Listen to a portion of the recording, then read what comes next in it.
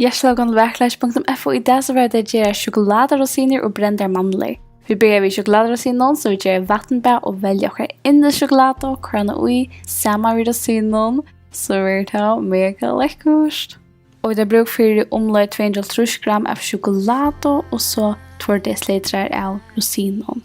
Og jeg har på denne mest i breisen rom. Så rør vel og ta i du snøgt, så kan du teka ur vi 2 gafflon og legge det av en batchplatta.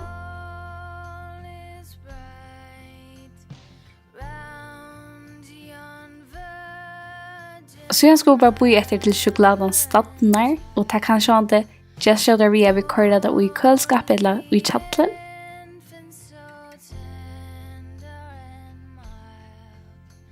Ta sjokoladen stadna så kom kører det under krokker så vidt pinta, og jeg har et husk hvordan man kan pinta krokker og i luk og 12 hvis det er ahua.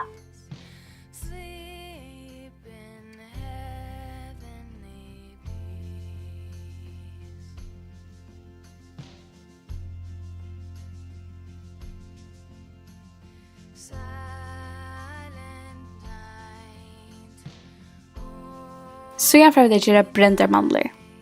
Vi skulle ha omløy 230 gram av mandlen, så vi skulle vaske vel, og så torska ordet vel etter og i viskstykket.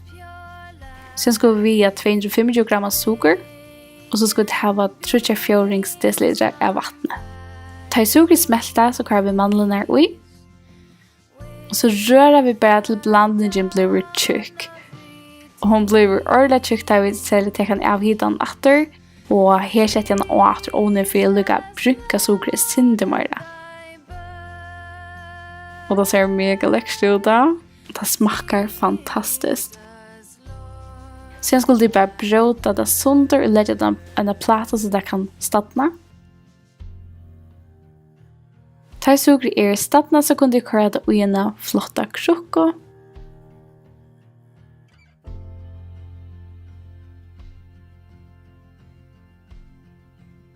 Og jeg har alltid hatt en utrolig god gave å kunne gjøre omkring.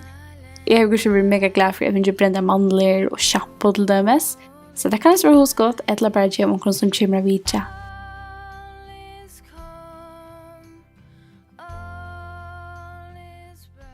Halde av til vi inn til Jólardyk Fun. Det er klokken 6 åpner vi en nødja logo av verkeløyge.fo. Høyma sine dove verkeløyge.fo.